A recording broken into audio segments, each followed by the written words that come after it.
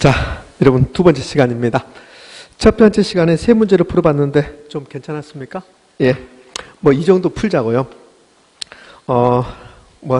계산 문제 나오면 다 풀 수는 없으니까 이 정도는 나오면 푼다. 뭐 이렇게 생각하시면 될 겁니다. 좀 편하게 생각하시게요. 자, 오늘 두 번째 시간은 이제 4번을 봤더니 역시 탄력성입니다. 4번은 세 가지를 물어보고 있습니다. 한 문제에 대해서. 자, 4번 문제를 봤더니 세 가지 물어보는데 A, B, C 이렇게요. 자, 첫 번째 A는 여기 봐요. 아파트 매매수의 가격 탄력성. 자, 가격 탄력성 하나 물어보고, 자, 그 다음에 두 번째 다세대 주택 매매수의 교차 탄력성 물어보고, 그 다음에는 이제 아파트에 대한 다세대의 관계 이렇게 나왔습니다. 그러니까 재화가 두 개 준 거야. 아파트하고 다세대 나왔습니다. 일단 요 아파트와 다세대 주택의 관계 물어봤는데 얘는 대체재 보완제를 물어보는 거예요. 자, 봐요. 일단 이 대체재 보완제부터 해결해 볼 건데요. 자, 대체재라는 게 있고 보완제라는 게 있습니다. 네, 우리 부동산학에서는 보완제를 찾기는 좀 힘들어요. 그러니까 거의 대부분이 대체재인데 대체재는 바꿔 써도 수요자 입장에서 어떤 자를 소비한다 하더라도 만족감에 큰 차이가 없다. 이 두 자를 대체재다 이렇게요. 대체 바꿔 쓸 수 있는 재화란 소리야. 그러면 내가 콜라를 먹고 싶은데 콜라가 없을 때 소주 마셔라. 이건 안 되겠죠. 콜라를 먹고 싶을 때. 그럼 콜라를 먹고 싶을 때 콜라가 없을 때 사이다를 먹는다면 소비자 입장에서 정확하게 만족감은 일치하지 않지만 만족감이 큰 차이가 없습니다. 이렇게 수요자 입장에서 재화가 두 개 나왔을 때 어떠한 자를 소비한다 하더라도 만족감에 큰 차이가 없다. 이 두 자를 대체재다. 이렇게 하는 거예요. 자, 그럼 대체재 봐봐요. 대체재는 사이다하고 콜라가 대체재입니다. 대체재. 자, 그 다음에 내가 홍차를 먹고 싶은데 홍차가 없어요. 그럼 홍차가 없으니까 너 막걸리 마셔라. 이렇게 할 수는 없잖아요. 홍차가 없으면 녹차 마실래? 이렇게 할 수는 있잖아요. 그러니까 홍차와 녹차가 정확하게 만족감은 일치하지 않지만 차라는 의미에서 거의 만족감이 일치하겠죠. 그래서 홍차와 녹차가 이게 두 자가 대체재 관계에 있는 겁니다. 그러면 이 대체재는 재화가 두 개 나오는 거야. 사이다, 콜라, 홍차, 녹차 이렇게 재화가 두 개 주어지면 그러면 우리 시험에서는 두 자가 대체재냐 보완제냐를 가끔씩 물어봅니다. 자, 그럼 보완제는 재화가 두 개 나오는데 두 자를 같이 소비하는 것보다 두 차를 같이 소비했을 때, 자, 표현을 제가 약간 잘못했어요. 보완제는 두 자가 나오면 두 자를 따로따로 소비하는 것보다 하나만 소비하는 것보다 두 자를 같이 소비했을 때 만족감이 더 증가하는 두 재야. 그것을 보완제다 이렇게요. 서로 보완해 준다는 소리야. 자, 그럼 봐요. 자, 예, 보완제는 우리 주변에 많이 있습니다. 보완제는요. 제가 맥주만 마시고 있어요. 맥주만 마시고 있는 것보다는 치킨을 같이 먹으면 그 유명한 치맥이 되는 거예요. 치맥. 그 맥주를 마시는 것보다는 치킨하고 같이 맥주를 마신다면 만족감이 더 증가하죠. 치킨하고 맥주가 보완제입니다. 그래요? 또 하나의 보완제, 주변에 많이 있습니다.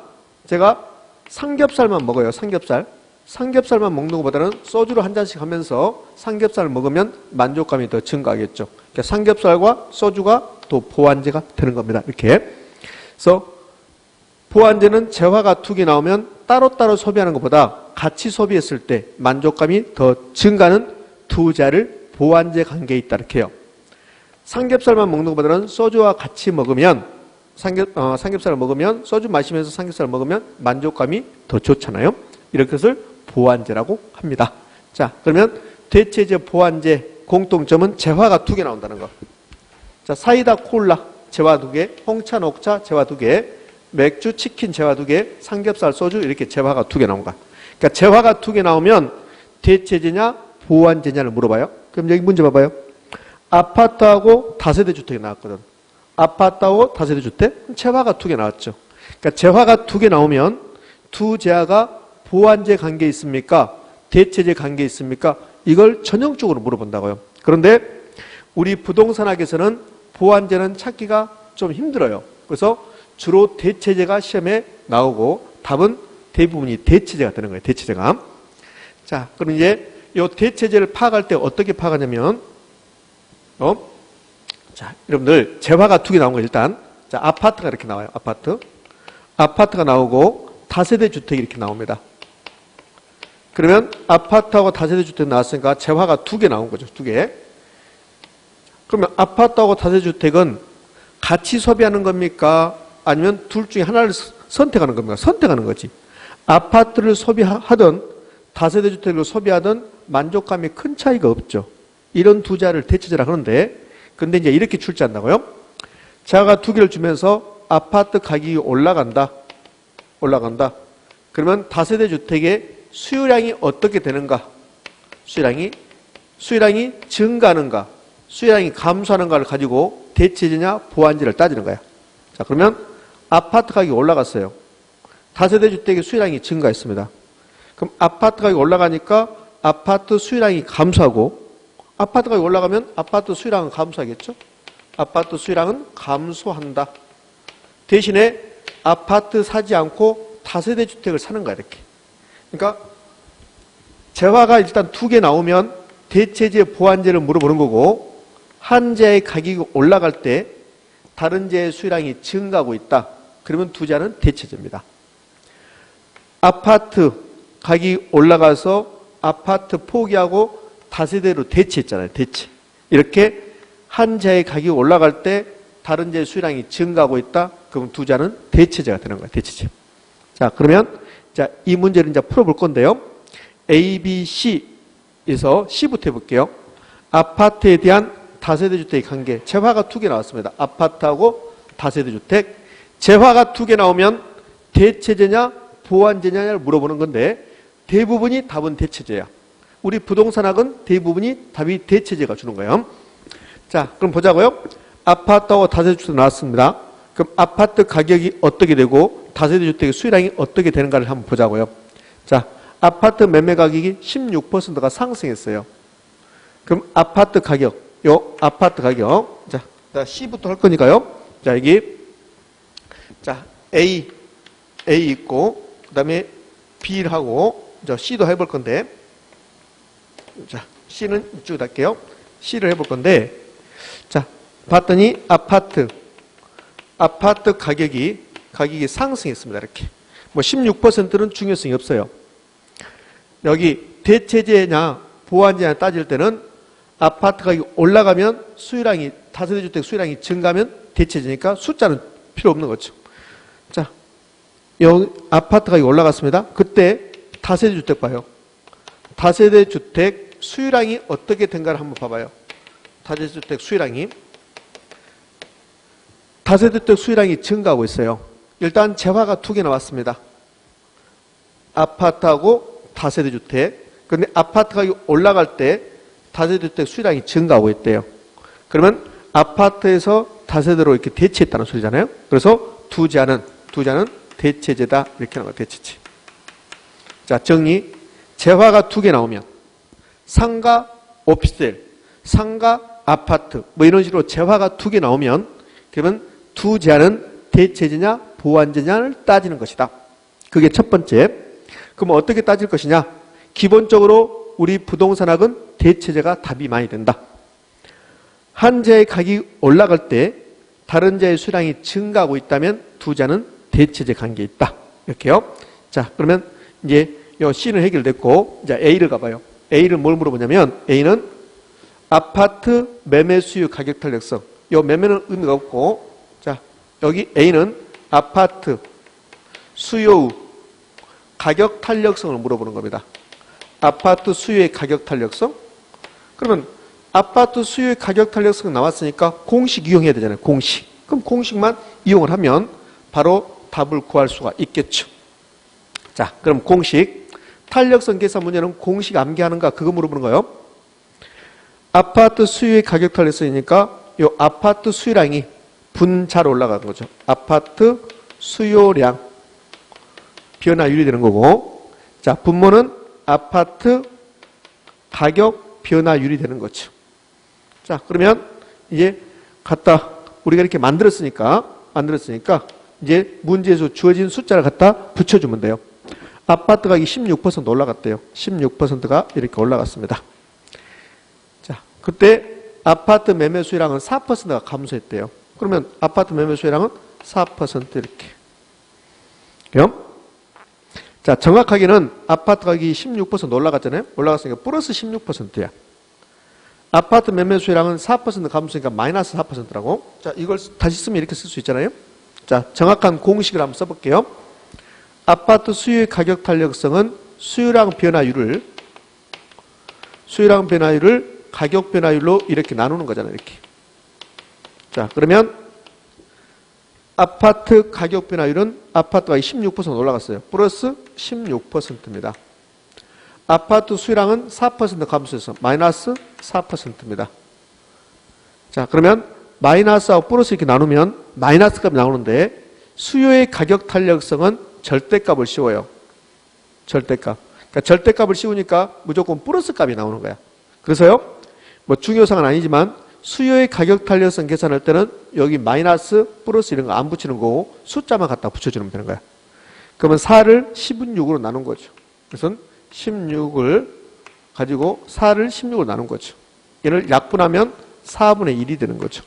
이거 다 4로 나눠버리면 4로 나누면 4가 되고 이거는 4로 나누면 1이 되죠. 그럼 4분의 1이니까 0.25가 되는 거죠. 그래서 이 문제에서 첫 번째 수요의 가격 탄력성, 아파트 수요 가격 탄력성은 0.25. 자, 이게 답이 되는 거고. 자, 두 번째 B는 뭘 물어보냐면 교차 탄력성입니다. B는 교차 탄력성. 자, B. 다세대 주택 매매 수요 교차 탄력성이에요. 그러니까 요 교차 탄력성이 나왔으니까 재화가 두 개 나와야 돼. 그럼 B는 이렇게 돼요. 다세대 주택 수요 교차 탄력성입니다. 자, 교차 탄력성이 나왔습니다. 재화가 두 개 나오고, 그럼 공식 만들어 볼까요? 공식. 얘는 다세대 주택 수요입니다. 그래서 무조건 요 수요가 나왔으니까 수요의 교차 탄력성이든 수요의 가격 탄력성이든 이건 수요 탄력성이니까 분자, 요 분수식에서 위에 있는 거 분자는 수요량이 올라가는 거야. 그래서 요 위에가 다세대 주택 수요량 변화율이 나오는 거야. 변화율 나오고. 자, 그다음에 여기 분모에 들어갈 거.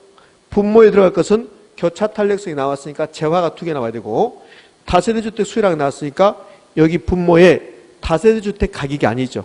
무슨 가격입니까? 아파트 가격이라고. 그래서 분모는 아파트 가격 변화율 이렇게 들어가는 거 이렇게. 자, 그러면 이제 공식 했으니까 갖다 숫자를 붙여주면 돼. 요 공식까지가 우리가 해야 될 목이야. 그리고는 문제에서 시킨 대로 따라가 주면 된다. 자, 그러면 아파트 가격 변화를 봤는데 아파트 가격 변화율이 16%가 올라갔대. 수요의 교차 탄력성, 요 교차 탄력성 구할 때는 앞에 플러스 마이너스를 붙여주는 거야. 그게 무슨 말이냐면 요 수요의 가격 탄력성 계산할 때는 가격 변화율이 16% 올라가서 플러스 16%, 요 플러스를 안 붙인다고 했잖아요. 근데 교차 탄력성은 플러스 마이너스를 붙여주는 거예요. 그럼 아파트 가격이 16% 올라갔습니다. 플러스 16%. 자, 그러면 다세대 주택 수요량은 어떻게 받는 거 봐요? 다세대 주택 매매 수요량은 8%가 증가한 거, 8% 증가. 여기 플러스 8% 이렇게. 플러스끼리 나누니까 그냥 플러스 값이 되는 거죠. 그럼 8%를 16% 나눈 거죠. 그러면은 2분의 1이 되는 거죠. 그래서 0.5가 되는 거죠. 이렇게. 그래서 27회 때 출제했던 요 4번 문제는 세 가지를 물어보는데, 첫 번째 수요의 가격 탄력성. 그럼 공식 이용하면 되는 거고, 두 번째 수요의 교차 탄력성. 탄력성이 나오면 교차 탄력성이든 가격 탄력성이든 탄력성이 나오면 무조건 이 공식 이용하는 것이다. 공식을 암기할 수 있는가 없는가 그거 물어보는 게 탄력성 물어보는 것이야. 그러니까 공식 암기하셔야 되지. 다만 수요의 가격 탄력성에서는 여기 플러스 마이너스 안 붙인다. 교차 탄력성에서는 플러스 마이너스 붙인다. 아파트 가격이 올라갔으니까 플러스 16%, 다세대주택 수요량이 증가했으니까 플러스 8% 이런 식으로. 자, 그래서 답은요. A는 0.2오고 B는 0.5고 재화가 2개 나오면 그러면 두 재화의 관계 대체제냐 보완제냐를 물어보는데 대부분이 대체제다. 대체제는 재화가 2개 나왔을 때 한 재의 가격이 올라갈 때 다른 재의 수량이 증가한다. 그러면 두 재는 대체제 관계에 있다. 자, 이 문제는 아파트 가격이 올라갔잖아요. 다세대 주택 수량은 증가하고 있잖아요. 재화가 2개 나왔다. 대체제냐 보완제냐를 따지는 거고 한 재의 가격이 올라갈 때 다른 재의 수량도 증가하고 있다. 대체제다. 자, 그래서 4번 문제가 끝났습니다. 자, 5번을 갑니다. 5번은 탄력성 3개를 동시에 물어보는 겁니다. 5번 문제는요. 30회 때 출제했으니까 탄력성 관련해서 가장 최근에 출제한 거야. 얘는 탄력성 3개를 동시에 물어보는 겁니다. 그러면 탄력성을 물어보면 무조건 계산 공식, 탄력성 공식을 이용한다. 그래서 이 탄력성 계산 문제를 풀기 위해서 미리 탄력성 계산 공식을 알아야 한다는 거. 자, 그러면 가요. 5번을 갑니다. 아파트에 대한 수요의 가격 탄력성이 주어졌어요. 그럼 자 쓰자고요. 자, 첫 번째 아파트 수요의 가격 탄력성이 이렇게 주어졌습니다. 근데 몇이라고 주어졌습니까? 0.6이라고 주어졌어요. 자, 그러면 이제 이 공식을 만들어내야 돼요. 아파트 수요 가격 탄력성은 이렇게 나누는 거죠. 아파트 수요량 변화율, 자, 아파트 가격 변화율 이렇게. 자, 두 번째는 뭐가 나오냐면 소득 탄력성이 나왔습니다. 아파트 수요의 소득 탄력성이 이렇게 나왔어요. 그럼 역시 탄력성 계산 문제 풀기 위해서는 공식 만들죠. 수요의 소득 탄력성은 수요량을 소득으로 나눈 거잖아요. 자, 그러면 이제 이게 몇 나왔냐면 0.4가 나왔습니다. 0.4 이렇게. 자, 공식 아파트 수요의 소득 탄력성은 아파트 수요량을 수요자의 소득 변화율로 나누는 거죠. 이렇게. 자, 그런데 이 소득 탄력성이 0.4처럼 이렇게 0.4가 플러스 값이거든요. 0.4가 플러스 값인데 이렇게 0.4처럼 플러스가 나오면 정상제라는 소리예요. 이게 어렵습니다. 그럼 이 정상제는 무슨 뜻이냐면 소득이 증가할 때 수요량이 증가하는 제야, 이러한 제를 정상제라고 불러요.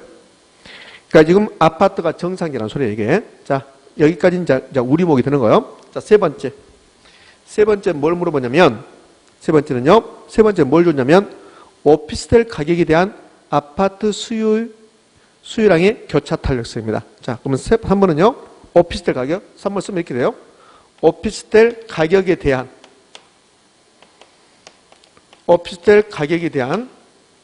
아파트 수요 교차 탄력성입니다. 이렇게. 자, 그러면 3번은 오피스텔 가격이 변할 때 아파트 수요량이 변하는 정도야. 자, 공식 만들어 봅니다. 오피스텔 가격에 대한 아파트 수요량 교차 탄력성은 아파트 수요를 물어보죠? 아파트 수요를 물어본 거야. 그러니까 아파트 수요를 물어보니까 이 분자의 아파트 수요량이 이렇게 올라가는 거야. 아파트 수요량이. 교차 탄력성은 재화가 2개 나와야 돼요. 교차 탄력성은 재화가 2개. 아파트 나왔고 그다음에 오피스텔 나왔죠? 그럼 여기 분모는 오피스텔 가격 변화율 이렇게 나와요. 이렇게. 그래서 이게 몇 나왔습니까? 0.2가 나왔다는 거 이렇게. 그러면 이 교차 탄력성에서는 재화가 2개 나오잖아요. 아파트하고 오피스텔. 그럼 재화가 2개 나오면 두 재화가 대체제냐 보완제를 이제 따져야 되고 0.2처럼 플러스 값이 나오면 두 재화는 대체제입니다. 이게 약간 이제 여러분들에게 생소할 수 있지만 이렇게. 자, 그러면 여기까지 만들어내는 게 우리목이라고, 우리목. 그리고 나서는 문제에서 시킨 대로 따라가면 되는데, 자, 문제를 뭘 물어보냐면 이렇게 물어봤어요. 이렇게. 아파트 전체 수요량 변화율은 이렇게 물어봤습니다. 그럼 여기 탄력성 3개 나오는데 아파트 수요량 변화율이 지금 3개 나온다고 봐요. 요 수요의 가격 탄력성에서 아파트 수요량, 그 다음에 소득 탄력성에서 아파트 수요량, 교차 탄력성에서 아파트 수요량. 이 3개를 전부 다 묶어보란 소리야. 전체가. 그러니까 가격에서 수요량 변화율, 소득에서 수요량 변화율, 교차 탄력성도 수요량 변화율이 나오잖아요. 그럼 이 3개를 이제 묶어서 전체 수요량은 어떻게 됩니까? 이 말이라고, 이게. 일단, 이렇게 공식 만들었고, 이제 문제에서 시킨 대로 따라가면 되는데, 문제가 뭐라고 나왔냐면 이렇게 나왔어요. 아파트 가격, 아파트 수요자의 소득. 자, 가격, 소득, 오피스텔 가격이 각각 3%씩 상승했다고 했습니다. 그러면 이렇게 하는 거죠. 자, 아파트 가격이 3%가 올라갔다, 이렇게. 3%가 올라갔다, 이렇게 됐어요. 그러면 아파트 수요량은 어떻게 될 것인가? 일단 아파트 가격이 올라갔습니다. 그럼 아파트 수요량은 감소하겠죠, 이렇게. 왜? 가격이 올라갔으면 수요량 감소하겠죠. 근데 탄력성이 0.6이래요. 그러면 아파트 수요량, 이 아파트 수요량을 구하려면 이 두 개를 곱해주는 거예요, 이렇게. 그러면 3%하고 0.6을 곱하면 아파트 수요량은 1.8%가 감소하는 거야. 1.8% 감소. 이렇게. 자, 그러면 수요의 소득 탄력성이 0.4래요. 그때 소득이 3%, 이 소득이 3%가 올라갔답니다. 그럼 이 자가 정상제니까 소득이 증가할 때 수요량이 증가하는 거야. 그럼 소득이 증가할 때 수요량이 증가해야 돼. 소득이 증가할 때 수요량이 증가. 그러니까 수요량은 증가하는 거죠. 근데 몇 퍼센트냐면 0.4니까 두 개를 곱해서 1.2%가 증가하는 거야. 이렇게. 자, 교차 탄력성으로 갑니다. 교차 탄력성이 0.2, 두 자가 대체제야. 그때 오피스텔 가격이 3%가 올라갔대. 그러면 오피스텔 아파트가 대체제니까 오피스텔 가격이 올라갈 때 아파트 수요량은 증가하는 거야. 대체제는 한 자의 가격이 올라갈 때 다른 자의 수요량이 증가하니까. 자, 그럼 여기에 아파트 수요량은 일단 증가하는 거지. 증가? 왜?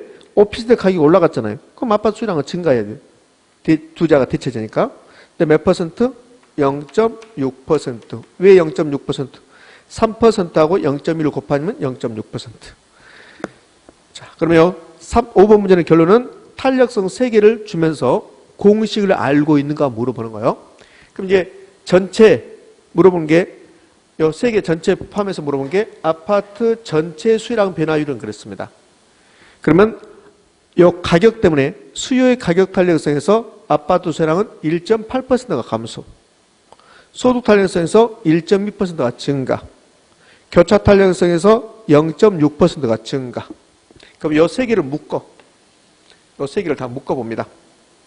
그럼 이 3개를 묶어보면, 이렇게 3개를 묶어볼게요. 자, 3개를 묶어보면 어떤 결론에 도달하냐면, 이 가격 탄력성 때문에 1.8%가 이제 감소하는 거예요. 감소, 마이너스 1.8. 아파트 수요량은 전체적으로 보면, 자, 가격만 보면, 아파트 가격만 보면 아파트 수요량은 1.8% 감소야. 그런데 물어본 것은 이게 전체를 다 물어보는 거야. 그러니까 가격만 보면 1.8% 감소인데, 그런데 소득 탄력성 때문에 1.2% 증가야. 그럼 플러스 1.2%. 여기는 가격 탄력성, 얘는 소득 탄력성. 그 다음에 교차 탄력성에서 오피스텔 가격이 올라가니까 아파트 수요량은 0.6% 증가. 플러스 0.6%. 1.8% 감소, 1.2% 증가, 0.6% 증가. 그럼 결국은 쌤쌤이 되는 거야. 1.8 떨어졌죠? 1.2 올라가고 0.6 올라갔으니까 이 두 개를 합치면 플러스 1.8이 되는 거지. 1.8. 여기는 마이너스 1.8이 되는 거고. 그럼 두 개가 없어지는 거죠? 그럼 결국은 변화가 없어지는 거지. 자, 이건 변화율이 0 되는 거니까 이 문제의 답은 아파트 수요량 변화는 없습니다. 변화 없음. 변화 없습니다. 자, 이게 답이 되는 거죠. 변화 없음이 답이다. 오케이. 자, 결국은 이 5번 문제는 우리에게 뭘 물어보냐면 우리가 탄력성, 수요의 가격 탄력성 3가지, 수요 탄력성 3가지, 수요의 가격 탄력성, 그 다음에 소득 탄력성, 교차 탄력성 공식을 알고 있는가를 물어본 거예요. 수요의 가격 탄력성, 소득 탄력성, 교차 탄력성 공식을 알고 있는가.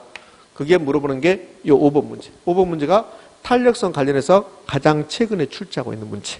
자, 그래서 탄력성 문제까지 마무리합니다. 그러니까 유형 2번은 탄력성이었는데 탄력성은 무조건 계산 공식을 이용한다. 자, 이렇게 해주시면 될 것 같아요. 좀 어렵습니다. 자, 이제요 유형 3번으로 갈 건데 유형 3번은 이 탄력성하고 균형은 유형 1번, 2번은 기초 입문 과정에서 여러분이 좀 들어보셨던 문제인데 한 번이라도 들어봤던 말들이에요. 물론 직접적으로 계산 문제 하지 않았지만 근데 유형 3번에 있는 것은 여러분이 기초 입문 과정에서 저에게 듣지 않았던 말인데요. 근데 여기 유형 3번에서 이제 두 문제를 풀어볼 건데 이 두 문제는 우리 시험에서 매우 자주 출제합니다. 그러면은 매년 이게 거의 경년제로 이렇게 출제하다가 최근에 28회 때까지 출제하고 29, 30, 31, 요 3년 동안 출제하지 않았거든요. 그러니까 여러분 시험에서 출제할 확률이 매우 높아요. 이제 두 문제를 풀어볼 건데요. 유형 3번에 네일리의 소멸 법칙과 허프의 확률 모형이라는 게 있어요. 이거는 저한테 기초 입문 과정에서 들어보지 않았어요.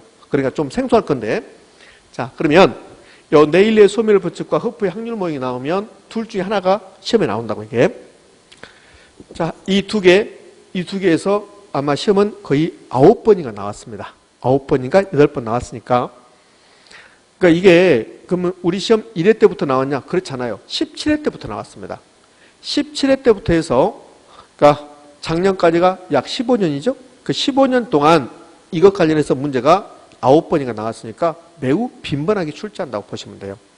그러니까 거의 2년에 한 번꼴을 출제하고 있다. 이렇게 생각하시면 되고 얘는 요령만 아시면 돼요. 요령만 알면 이거 9번인가 출제되는데 8번인가 9번인가 제가 정확하지는 않지만 아마 8번 해볼게요. 출제되는데 어떤 형태를 보이냐면 숫자만 바꿔서 나온다. 숫자만. 그래서 이 문제가 나오면 다 풀어야 돼. 이거 시간이 흘러가면 다 푸시더라고요. 그래서 그런 말 하시더라고. 네일리의 소멸 법칙하고 허프의 확률 모형이 나왔으면 좋겠다. 이렇게 하시더라고요. 그러니까 계산 문제에 전혀 관심 없으신 분들도 이 문제가 나왔으면 좋겠다. 이렇게 하시더라고. 그러니까 모의고사 같은 데도 매우 잘 나옵니다. 근데 숫자만 바꿔서 나오니까 이 문제, 지금 하고 있는 문제만 풀어도 충분히 우리는 시험 문제에 맞출 수 있어요. 물론 기초 계산 문제니까 이보다 지금 우리가 푸는 것보다 약간 업돼서 문제는 나오기는 해요. 근데 이거 알면 문제는 풀게 돼 있으니까 자 보자고요. 자, 이 6번이 유형 3번은 두 개가 묶어졌는데 6번이 네일리의 소멸력 법칙이라는 게요. 그 다음에 7번이 허프의 확률 모형인데요. 이게 자 상업 입지론 배울 때 다 배우게 돼요. 그럼 네일리라는 사람은 뭘 연구했냐면 이런 거요. 자, 이 6번 문제를 제가 여기다 그림으로 한번 표시해 볼게요. 6번 문제를. 6번 문제는 24회 때 나온 것을 약간 제가 변형시켰는데요. 자, 6번 문제 이런 겁니다. 여기 A라는 도시가 있어요. A라는 도시가 있고 이제 이렇게 B라는 이렇게 도시가 있습니다. 이렇게. 그 A 도시와 B 도시 사이에 뭐가 있냐면 C 도시가 하나 이렇게 있습니다. C 도시가. 근데 네일리라는 사람은 뭘 연구했냐면요. 이 C 도시 사람들이 쇼핑하는데 A 도시로 가서 쇼핑하는가 B 도시로 가서 쇼핑하는가 이걸 연구한 거야. 그럼 이렇게 하시면 돼요. 우리나라 시를 제가 한번 써볼게요. 자, 여기 B 도시가 서울이라고 한번 해봐요. 서울시고 A 도시를 여기다가 뭐 이렇게 한번 해볼게요. A 도시가 여기 뭐 안양이다, 아니요 수원이다 이렇게 해볼게요. 수원이다 이렇게 해볼게요. 이렇게. 그다음에 C 도시가 이게 뭐 안양이다 이렇게 한번 해볼게요. 이렇게 한번 해볼게요. 그러면 네일리가 연구한 것은 안양 사람들이 쇼핑하는데 서울로 갈 것인가 수원으로 갈 것인가 이거 연구한 거라고. 이거. 그러면 한번 생각해봐요. 여러분이 안양에서 사는 시민들이다. 그러면 쇼핑하는데 어디로 갈 것인가. 그러니까 첫 번째는 가까운 도시로 가는 거야. 가까운 도시 거리가. 그다음에 두 번째는 도시가 규모가 큰 데로 가는 거야. 큰 데로. 도시 규모가 큰 데로. 그래요? 그럼 우리나라에서 가장 큰 도시는 서울이라고요. 그러니까 우리나라 국민들은 쇼핑할 때 서울로 오고 싶어 하는 거야. 그런데 저기 뭐 경상남도 남해라든지 전라남도 해남이라든지 이렇게 멀리 있으면 서울이 큰 도시인 줄 알아. 근데 거리가 멀으니까 오지 않는다. 자, 이런 논리예요. 그럼 이제 네일리는 뭘 연구했냐면 요 C도시 사람들이 A도시로 몇 명이 가서 쇼핑하고 B도시로 몇 명이 가서 쇼핑하는가, 그걸 연구한 거라고. 그래서요, A도시가 주변 사람들을 빨아들이는 힘이 있다. 그것을 흡입력이라고 그래. 흡입력. 자, 흡입력이라는 게 있다고. 흡입력. 어떤 도시에 흡입력이 있다고. 도시에 흡입력이라는 게 있다고. 이렇게. 그럼 네일리는 도시의 흡입력을 어떻게 말했냐면 뉴턴의 만류인력법 적용에서, 자, 도시 흡입력이라는 것은 A도시가 주변에 있는 소비자를 빨아들이는 힘, 주변에 있는 소비자를 빨아들이는 힘을 흡입력이라고 그래. 흡입력. 근데 이 도시 흡입력은 어떻게 결정되냐면 그 도시가 크면 클수록 흡입력이 커진 거야. 그러니까 우리나라에서는 서울이 가장 크니까 서울이 소비자를 빨아들이는 힘, 흡입력이 가장 크다고. 그래서 먼저 도시의 흡입력은 그 도시의 크기가 결정하는 크기. 그 다음에 아무리 서울이 면적이 크고 쇼핑 기능이 여러 가지가 있다 하더라도 멀리 있으면 서울까지 오기가 힘들어져요. 그래서 거리가 가까운가 가까우지 않은가. 의정부 시민들은, 동두천 시민들은 서울이 가깝잖아요. 그러니까 서울로 많이 온다는 소리예요. 그러나 저 밑에 예를 들어서 경상남도 무슨 뭐 김해시라든지 뭐 사천시라든지 전라남도 목포시라든지 이런 도시는 서울까지 멀어요. 그러니까 많이 오지 않는다는 소리예요. 그래서 네일리는 어떤 도시 흡입력은 그 도시의 크기에 비례하고 거리 제곱에 반비례한다 라고 이야기하는 거야. 이게 네일리가 말하는 도시의 흡입력입니다. 이 공식을 알면 이 문제를 푸는 거야. 이 공식이 우리 시험에서 엄청나게 잘 나오는 거야. 자, 봐요. 그럼 이렇게 물어본 거야. 어떤 도시의 흡입력은 그 도시가 크면 클수록 흡입력이 크는 거야. 그러니까 도시의 흡입력은 도시의 크기에 비례한다고 그래. 비례. 자, 우리 계산 문제를 하면서 지금 이론적으로도 기억하셔야 돼요. 나중에 또 하겠지만 이거 한 번 들어서는 잘 안 돼요. 근데 이걸 듣고 나서 나중에 정규 수업 시간에 이거 들으면 어디선가 들어본 것 같다고. 들어본 거요? 그러니까 그때는 이제 두 번째 들은 거니까 들어본 것 같아. 근데 이걸 듣지 않고 정규 이론 시간에 수업 들으면 처음 듣는 건데 이걸 한번 들어보고 정규 이론 수업 시간에 제가 네일리의 소멸법 이야기하면 어디선가 들어본 것 같은 느낌이 든다고. 그게 이제 잠재적으로 머릿속에 남아있다고. 그게 반복돼야만이 우리는 60점 이상을 맞출 수 있는 거예요. 그러니까 어차피 반복이니까요. 자, 봐봐요. 어떤 도시 흡입력은 도시의 크기에 맞다 비례한다. 그 다음에 거리의 제곱에 반비례한다. 자, 여러분이 암기하든 못하든 저는 제가 할 이야기를 할 거야. 제가 계속 반복해 준다고 했잖아요. 그 봐요. 이렇게 된다고. 네일리의 소멸법칙에 의하면 도시의 흡입력은 도시의 크기에 뭐한다? 비례하고 거리의 제곱에 반비례한다. 이거 5번인가 6번이 나오더라. 이거. 30회 때도 이거 나왔다고. 틀린 지문으로.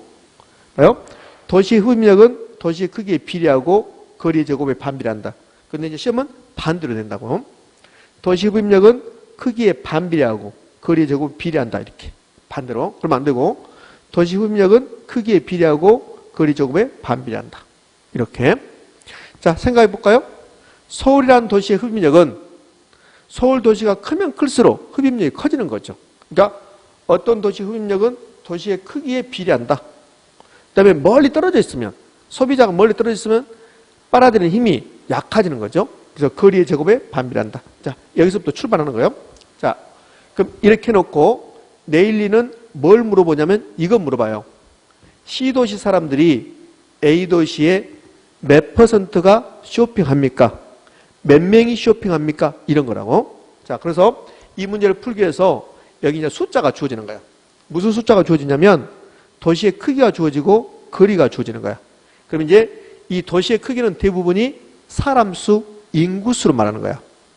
도시의 크기는 대부분이 사람 수라는 거야. 그러니까 우리나라에서 서울특별시가 사람이 가장 많잖아요. 그래서 서울시가 가장 큰 도시라고. 미국 같은 경우는 미국의 수도가 워싱턴인데 여러분들 미국의 수도가 워싱턴인데 워싱턴이 가장 큰 도시는 아니에요. 미국에서는. 도시의 크기는 대부분이 인구수로 하기 때문에 그래요. 그럼 자 이제요. 그럼 이제 A도시, B도시의 인구수가 나와야 돼. 사람 수. 자 보자고요. 자 A도시와 B도시 사이에 위치하고 있는 C도시는 A도시로부터 5km, B도시로 10km 떨어졌고 A도시 인구는 5만 명이들. 자, A도시 인구가 5만 명이래요. 5만 명. 자, 그럼 인구 5만 명입니다. 5만 명이고 그 다음에 B도시 인구는 10만 명이라고 나왔어. 10만 명. 10만 명입니다. 이렇게. 자, 그러면 B도시가 훨씬 더 큰 거예요. 그럼 C도시 사람들이 소위 도시 크기만 본다면 B도시로 많이 가는 거야. 도시가 크니까. 자, 그러면 이제 도시 크기라 갖고 이제 거리가 나와야 돼. 근데 C도시는 A도시로부터 5km 떨어졌대. 이제 5km 이렇게 5km가 떨어졌답니다. 5km. 그 다음에 B도시까지는 몇 킬로입니까? 10km야. 10km. 자, 10km 이렇게. 자, 이렇게 주어집니다. 그래서 이제 네일의 소멸 법칙은 두 개를 물어보는데 자, 첫 번째 뭘 물어보냐면 A도시의 시장 점유율이라는 거 물어봐요. 시장 점유율. 자, 이걸 인구 유인 비율이라고도 물어봐. 인구 유인 비율 이렇게 해요. 그럼 이 시장 점유율은 A도시하고 B도시 이렇게 있는데 A도시가 이 시장에서 점유하는 비율은 몇 퍼센트입니까? 그 소리야. 자, 그럼 간단하게요. A도시 힘이 봐요. 자, 여기다가 제가 참고를 해볼게요. A도시의 힘이 있다고. A도시 힘. 이게 A도시 흡입력이야. A도시 흡입력이 있는데 이 A도시 흡입력이 만약에 30이고 B도시 흡입력이 70이라고 한번 가정을 해봐요. A도시 흡입력은 30이고 즉 A도시 힘이 30이고 B도시 힘이 70이야. 그러면 이 전체가 100이죠. 100 중에서 A도시가 30이라고. 그럼 A도시의 시장 점유율은 30%입니다. 이렇게 되는 거예요. 이렇게. 그럼 B도시 시장 점유율은 몇 퍼센트입니까? 70%입니다. 이렇게 되는 거야. 따라서 A도시의 시장 점유율을 알려면 인구 유인 비율 봐봐요. 요 A도시가 시장을 얼마나 점유하고 있습니까? 요 AB 도시의 시장에서. 그 다음에 인구 유인 비율은 C도시 인구를 몇 명을 빨아들입니까? 요 인구 유인 비율 몇 퍼센트를 빨아들입니까? 이 소리야. 그럼 이걸 시장 점유율을 구하기 위해서 뭘 아셔야 되냐면 요 공식을 이용하는 거예요. 그러니까 네일의 소멸법칙 허프 확률 모형은 이 공식에서 출발하는 거야. 도시의 흡입력은 그 도시의 크기에 비례하고 거리의 제곱에 반비례한다. 여기서 출발. 이게 허프하고 네일의 소멸법칙에서 모든 것이 출발하는 거예요. 이 공식에서. 자, 그러면 A도시 시장 점유율을 구해볼 겁니다. 그럼 A도시 시장 점유율은 A도시 힘이 나온다고. A도시의 흡입력이 나와. 흡입력 플러스 B도시의 흡입력이 나온다. B도시의 흡입력 이렇게 나오겠죠. 이렇게. 이게 전체 힘이야. 근데 A도시 시장 점유율은 여기에 A도시의 흡입력 이렇게 올라가는 거예요. 그럼 만약에 B도시 시장 점유율을 구한다. 그럼 여기 B도시가 올라가는 거지. 그럼 이제 이렇게 주어졌으니까 여기에 숫자를 이제 대입하면 돼. 자, 그럼 A도시 시장 점유율 갈까요? A도시 시장 점유율은 A도시까지 거리의 제곱. A도시까지 거리 5km. 5의 제곱. A도시의 크기 인구 5만 명. 5만 명. 자, 이렇게. 자, 플러스. 자, B도시까지 거리 몇 킬로입니까? 10km. 10의 제곱. B도시 인구수는 몇 명입니까? 10만 명. 10만 명. 그래서 10만 명. 이렇게. 자, 요 A도시 흡입력, B도시 흡입력이죠? 그 다음에 전체고 이게, 그 다음에 여기는 A도시. 5의 제곱 5만 명. 이렇게. 좀 어렵습니다. 자, 그러면 요 5만을 5의 제곱 25로 나누면 이게 2000. 10만을 10의 제곱 100으로 나누면 이게 1000. 자, 이거는 2000. 자, 그러면 전체는 몇입니까? 3000. 전체는 3000이고 A도시는 2000이죠. 그러니까 A도시 시장 점유율은 3분의 2가 되는 거예요. 이렇게. 결국은 A도시 시장 점유율은 이 공식, 도시 흡입력에서 출발하고 있다. 자, 그러면 이제 그래서 부수적으로 B도시 여러분들, B도시의 시장 점유율 한번 구해볼까요? B도시 시장 점유율. B도시 시장 점유율은 구할 필요가 없죠. 인구 유인 비율은 구할 필요가 없습니다. 왜 그럴까? A도시가 3분의 2니까 B도시는 결국은 3분의 몇이 되는 거? 1이 되는 거죠.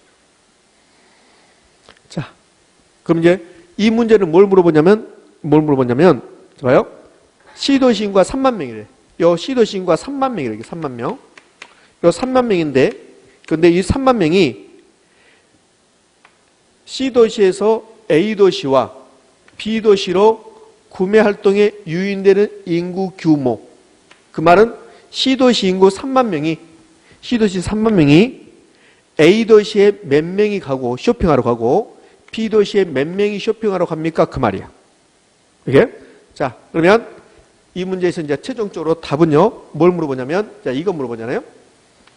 A도시의 유인 인구수.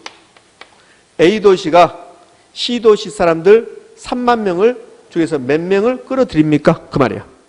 그러면 A도시의 유인 인구수는 어떻게 구해지냐면 C도시 인구수에다가 자 곱하기 A도시의 시장 점유율.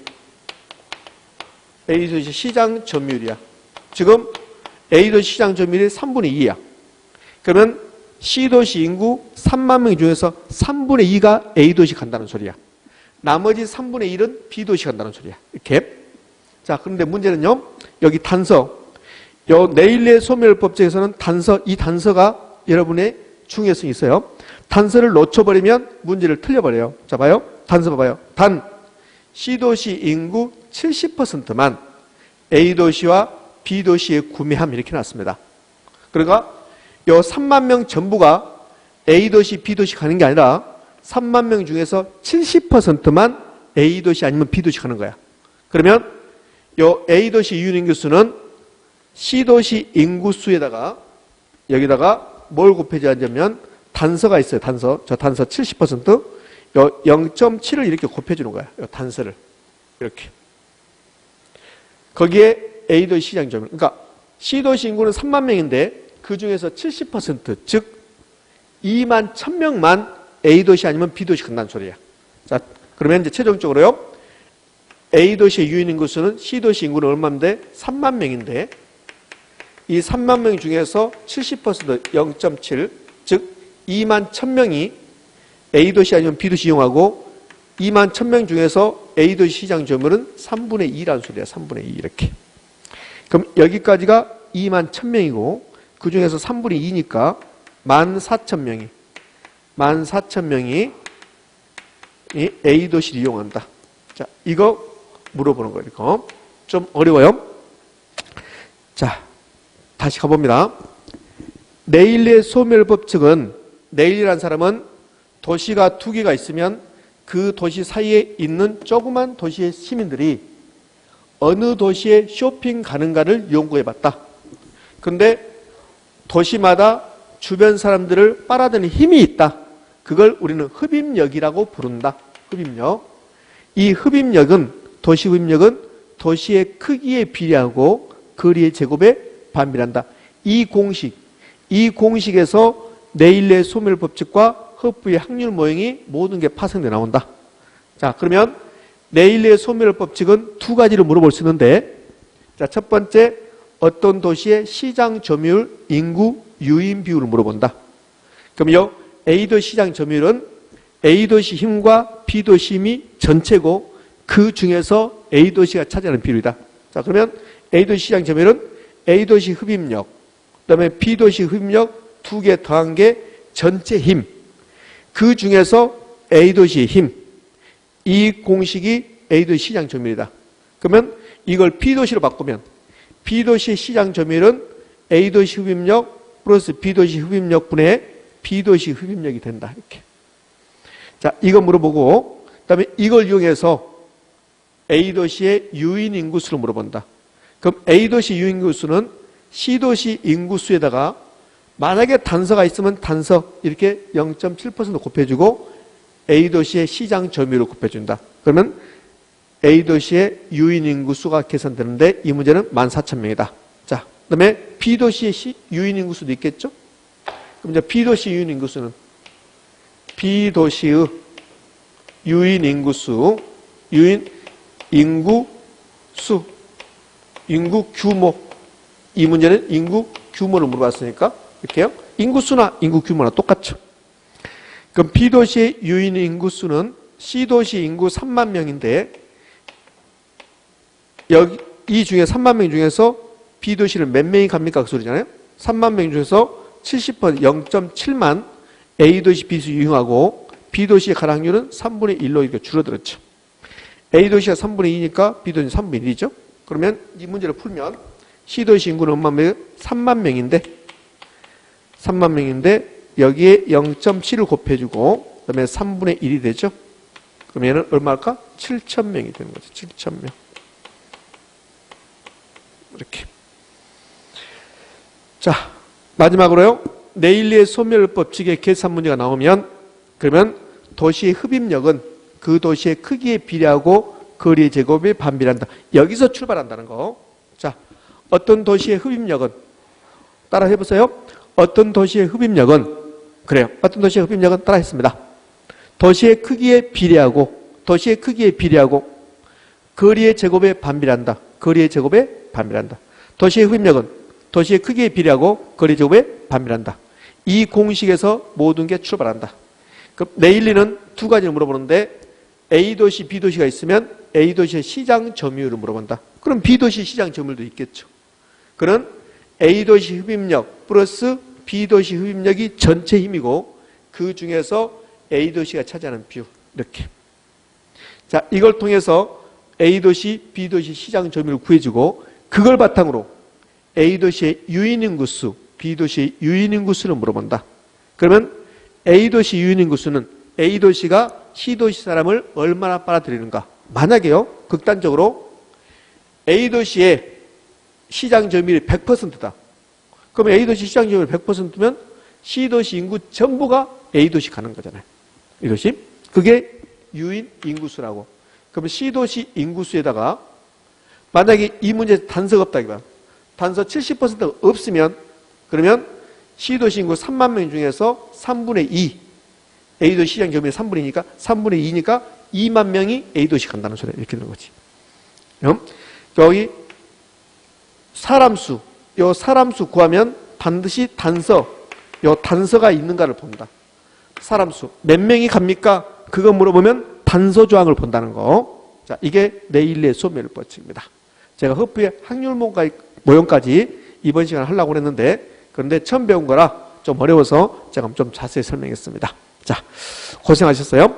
자, 이번 시간에는 뭘 풀었냐면 그러면 대체제 이야기를 했고 그다음에 수요의 가격 탄력성, 교차 탄력성, 그다음에 소득 탄력성 이 세 가지 탄력성을 가지고 수요량이 어떻게 변하는가를 봤고 그다음에는 네일리의 소멸법칙에서는 도시의 흡입력은 그 도시의 크기에 비례하고 거리의 제곱에 반비례하는데 이걸 통해서 네일리의 소멸법칙에서는 어떤 도시의 시장 점유율 그다음에 그 도시의 유인 인구수를 계산해 봤습니다.